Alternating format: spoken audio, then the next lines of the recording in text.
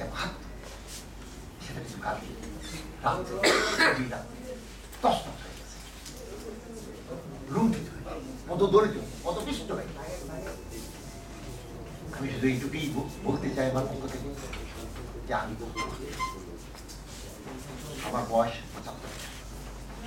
আমি বাংলাদেশে কখনো শিয়া সুন্নি বন্ধ মায়ের বন্ধ একটা কথা শুনি।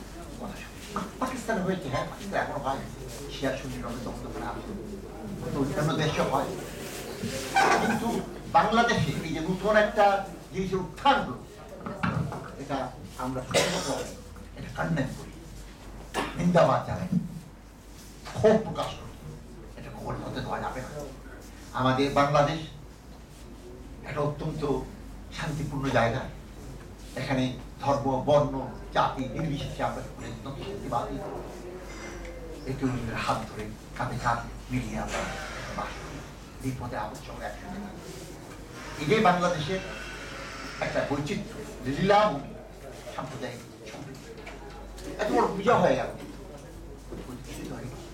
কিন্তু এই যে আমাদের যেটা কখনোই ছিল না, একটা অত্যন্ত ধর্মীয় একটা আবহ আমাদের মুসলমানদের মধ্যে, এখানে একটা ছুরিকাঘাত করা, একটা বম ফোটানো, একজন লোক নিহত, শতাধিক লোক এখন কাজ পাচ্ছে।